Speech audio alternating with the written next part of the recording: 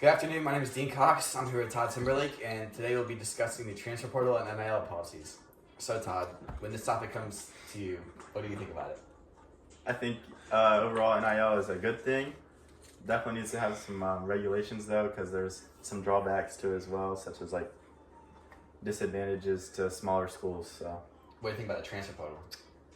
it's getting out of hand. You know, people are transferring like 5 times in 4 years. That's not good. So Yeah. It's definitely taking away the loyalty to these schools and the commitment that these players make. They're just breaking these relationships, and I think that needs to be fixed.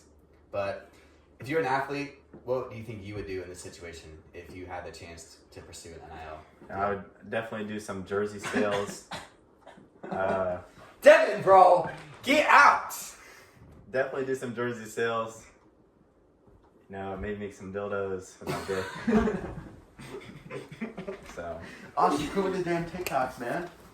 I ain't got no panties on. You can definitely hear that in the video too.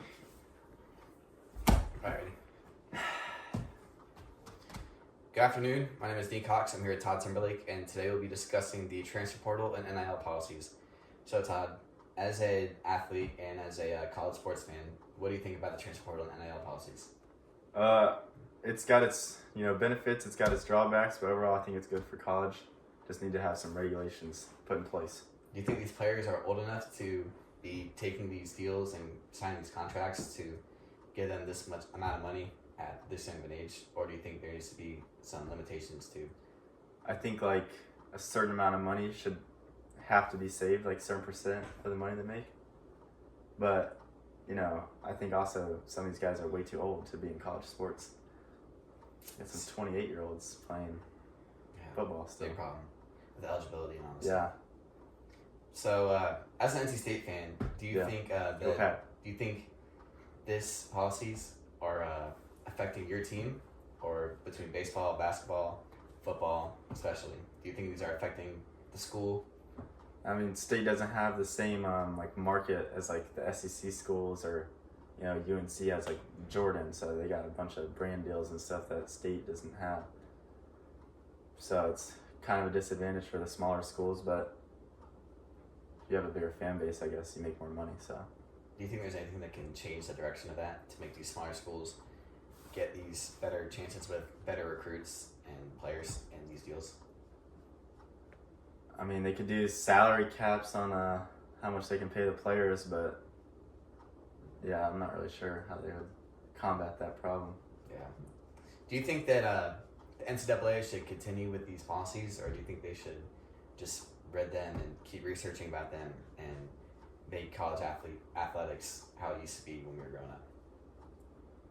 I think it'd be hard to reverse this since it's already there. Like it's already put in place, they're not going to take it away. Yeah. But they can add regulations and stuff. What sports do you think are most affected by these policies? I mean, I hate to say this, but I think women's sports is the one hurting because they don't have the same marketability as the male sports right now. But some women's sports are on the uprise. Like Caitlin Clark and whatnot. But like women's field hockey, they're probably hurting right now. Yeah, definitely. I don't think there's any NIL deals No. going on in women's field hockey. But so do you think that it's fair that some of these college students who are 18, 17 years old are getting these deals and making this amount of money compared to some professional athletes and professional jobs of just regular people? Do you think there should be a balance where these kids need to earn their degrees in order to make this money, or do you think that it's fair for them to just make this money straight up through these I mean, deals? I think it's good because it's keeping them in college, so they are getting a degree. Because fair. they want to stay to make the money because they're making more than they would make for their rookie contracts. But it's absurd how much money they are making at such a young age. Overall, do you think these policies should stay? Yeah, I think they have to stay. They've already been put in place, but as long as they can regulate it and get it under control, it should be good. Do you have any questions for me about this topic? How like smaller schools, D2, you're going to Wingate for lacrosse, so Go Bulldogs. are you? And then Limestone, they just got their school taken away because they don't have enough funding. So what do you think about that stuff? I think with the transfer portal, I think there should be certain situations where you should be allowed to transfer. Where if either, for example, Limestone, their school got shut down, so where are they supposed to go next year other than them transferring? If you have an injury and you have an extra year of eligibility and you can transfer either above or below your division, or I think it's not an excuse to just transfer because you're not getting enough playing time or you just don't like the school. I think there needs to be a solid reason, and I think there needs to be a limit on how many times you are able to transfer. Yeah. And with the NIL, I think that you don't see this as much in D2. There's smaller deals where you can make merchandise with your name and sell it to close friends and family, but you're not seeing these deals with big companies like Bojangles or Raising Cane's where these athletes are getting, or with other dealerships where athletes are getting cars and just free food and money just for posting on Instagram and showing the sponsorship.